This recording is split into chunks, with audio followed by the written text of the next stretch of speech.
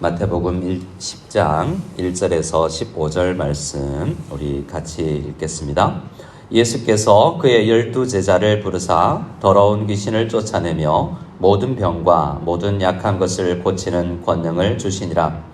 12사도의 이름은 이러하니 베드로라 하는 시몬을 비롯하여 그의 형제 안드레와 세베대의 아들 야고보와 그의 형제 요한, 빌립과 바돌로메, 도마와 세리마테, 알페오의 아들 야고보와 다데오, 가나안인 시몬 및 가룟 유다 곧 예수를 판자라. 예수께서 이 12를 보내시며 명하여 이르시되 이방인의 길로도 가지 말고 사마리아인의 고을도 들어가지 말고 오히려 이스라엘 집에 잃어버린 양에게로 가라. 가면서 전파하여 말하되 천국이 가까이 왔다 하고 병든 자를 고치며 죽은 자를 살리며 나병 자를 깨끗하게 하며 귀신을 쫓아내되 너희가 거저 받았으니 거저 주라. 너희 전대에 금이나 은이나 동을 가지지 말고 여행을 위하여 배낭이나 두벌 옷이나 신이나 지팡이를 가지지 말라. 이는 일꾼이 자기의 먹을 것을 받는 것이 마땅함이라. 어떤 성이나 마을에 들어가든지 그 중에 합당한 자를 찾아내어 너희가 떠나기까지 거기서 머물라. 또 집에 들어가면서 평안하기를 빌라. 그 집이 이에 합당하면 너희의 빈 평안이 거기 임할 것이요 만일 합당하지 아니하면 그 평안이 너희에게 돌아올 것이니라. 누구든지 너희를 영접하지도 아니하고 너희 말을 듣지도 아니하거든 그 집이나 성에서 나가 너희 발의 먼지를 떨어버리라. 내가 진실로 너희에게 이르노니 심판날에 소돔과 고모라 땅이 그 성보다 견디기 쉬우리라. 아멘. 오늘 말씀을 보면 어제의 말씀과 이어지면서 영적 추수가 시작된다라는 것을 발견하게 됩니다. 어제 우리 말씀을 보면서 우리 주님께서 우리에게 부탁하는 것은 추수할 일꾼을 보내주십시오 라고 기도하라 라고 말씀하셨죠. 그리고는 10장을 넘어가면서 12제자를 부르시면서 파송하는 것을 볼 수 있습니다. 그래서 우리는 이 장면을 추수할 일꾼들이 파송되는구나 라는 것을 생각하면서 읽을 필요가 있습니다. 추수라고 하면 그냥 농사일을 떠올리겠지만 이스라엘 사람들, 특히 이 마태복음을 읽었던 유대인들은 추수하면 절기를 떠올릴 것입니다. 이스라엘의 유명한 이 3대 절기, 모든 절기도 그렇지만 사실 농경사회에서 농사에 따라서 구별된 절기들입니다. 유월절, 맥추절, 그리고 초막절이 대표적인 3대 절기죠. 그 모든 절기들은 추수와 관련이 있습니다. 그래서 이 이스라엘 사람들이 이 추수하는 절기를 지키면서 원래는 하나님께서 우리 모두를 이렇게 거두시는 분이구나 라는 것을 생각할 필요가 있는 거죠. 그래서 우리 교회는 지금 유월절, 예수 그리스도의 십자가로 시작되고 맥추절, 이 오순절날 성령 강림으로 시작된 교회가 이제 초막절, 마지막 추수를 기다리면서 우리는 함께 이 추수, 영적 추수의 반열에 속해 있다라는 것을 생각할 필요가 있습니다. 그 처음으로 예수님께서 12제자를 부르시면서 이 추수 사역을 시작하고 또 그들을 예수님의 사역을 도울 일꾼들을 부르시는 것을 볼 수 있습니다. 오늘 이 말씀을 보면 1절에는 이 보내시는 제자들을 12제자라고 부르죠. 그런데 2절 말씀에 보면 그 12를 제자라 부르지 아니하고 12사도라고 이야기를 합니다. 그리고 10절에 가면 그들을 향하여서 뭐라고 이야기하냐면 일꾼이라고 이야기하죠. 일꾼이라고 이야기하는 데에서 이 이미지는 추수할 일에 쓰임받는 사람들이라는 것입니다. 그래서 이 12사도는 우리는 사도가 아니라 제자에 속하고 우리도 동일한 일꾼이라는 것을 생각할 필요 있습니다. 우리는 12에 속하는 제자는 아니지만 이들은 12사도, 교회의 기초석, 에베소서 2장 20절에 보면 이 사도들과 선지자들의 터 위에 세우심을 받은 사람들이 교회다라고 말하죠. 그래서 우리는 사도는 아니지만 사도성을 가진 일꾼들, 12는 아니지만 많은 숫자를 가졌지만 우리 교회, 이 새벽에 함께 말씀 읽고 기도하는 우리도 이 영적 추수의 반열에 동참하는 하나님의 일꾼들이요, 교회를 이 추수 사역에 동참하고 있다라는 생각을 하고 이 말씀을 묵상해 볼 필요가 있습니다.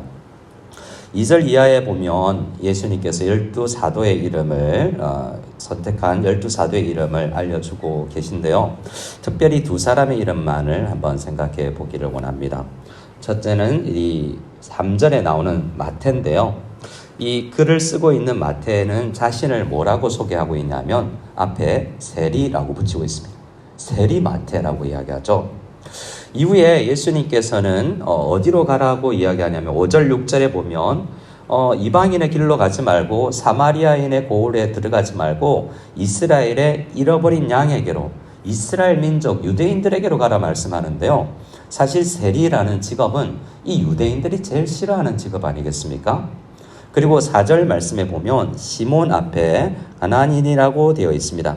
원래 이 어떻게 해서 시몬이 그 민족의 배열에 속해 있는지는 정확하게 알 수 없지만 이 성경에서 그 민족은 진멸받아야 되고 구원의 반열에 들어올 수 없는 민족이라고 알려져 있죠. 그래서 12사도 안에서도 보면 이 유대인들이 받아들이기 힘든 이런 직업과 민족이 형성되어 있는 것을 볼 수 있습니다. 그래서 이 5절 6절 말씀에서 이스라엘에게로만 가라라고 이야기를 하는 것이 그들에게만 복음을 전하라는 것이 아님을 알 수 있습니다. 먼저 우선적으로 하나님께서 아브라함을 부르시고 이스라엘을 사용하여서 땅끝까지 복음을 전하시겠다는 그 큰 그림을 그려야 되지 이 본문만을 가져서 생각해서는 아니 되는 거죠. 하나님 나라의 추수사역은 모든 사람을 포함합니다. 죄인과 이 세리, 모든 또한 이방인들까지 포함하는 땅끝이 하나님 나라의 추수의 이 영역이에요. 하지만 시작을 그 12제자를 통해서 이스라엘을 먼저 사용하는 것을 볼 수 있습니다. 이스라엘 구약 성경에서도 마찬가지인데요. 요나 같은 선지자를 어디로 보내십니까? 니느웨라는 이방 땅으로 보내시잖아요. 하나님은 이 특별히 자기가 사용하겠다라고 생각하신 그 그릇을 땅끝을 부르시는데 사용하는 것을 볼 수 있습니다. 그래서 오늘 본문만을 생각하고 예수님도 결국 편협한 민족주의자구나 라고 생각할 것이 아니라 이들을 통하여서 큰 모든 것을 부르시는 그 계획이 있으신 분이구나 라는 것을 생각해야 됩니다. 마태복음 안에서도 사실 나타나 있죠. 마태복음을 보면 오늘 이 말씀은 유대로 이스라엘로 시작하고 유대로 진행되면서 마태복음 28장에는 우리가 잘 아는 그 명령이 있습니다. 어떻게요? 하나님께서 그들을 불러 세상 끝날까지 너희와 함께 있을 것인데 그들이 어디까지 가야 됩니까? 땅끝까지, 세상 끝날까지 너희와 함께 있을 것이라고 이야기하면서 땅끝 모두를 포함하는 말씀으로 마태복음이 끝나는 것을 볼 수 있습니다. 그래서 하나님은 12사도를 유대인들을 통하여서 사용하여서 복음을 전하지만 하나님의 마음 안에는 모든 땅끝이 포함되어 있구나라는 것을 알 수 있습니다. 사도행전 1장 8절에서도 우리가 아는 것처럼 성령이 임하면 우리가 권능을 받고 예루살렘과 온 유대와 사마리아와 땅끝까지 이르러서 내 증인이 되는 사역을 교회가 감당해야 된다라고 말씀하시지 않습니까? 자, 그래서 그들이 먼저는 이스라엘에게로 파송받는데요. 메시지는 이스라엘에게나 이방인에게나 똑같습니다. 8절 말씀에 병든 자를 고치고 죽은 자를 살리며 나병한 자를 깨끗하게 하며 귀신을 쫓아내되 너희가 거저받았으니 거저주라 라고 이야기합니다.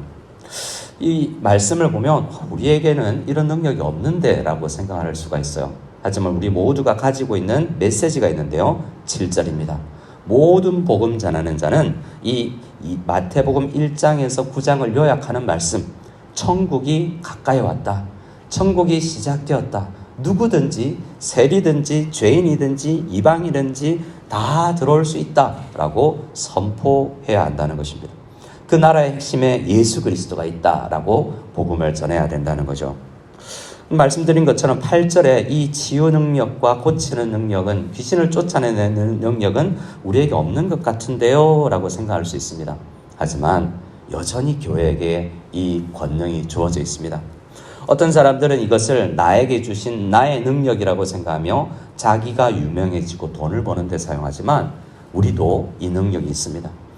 오늘날 우리 이 병 고치는 능력을 어떻게 사용하느냐 하면 우리가 한 사람이 아프면 함께 기도하는 거예요. 병이 나으면요, 주님께서 하신 것이죠.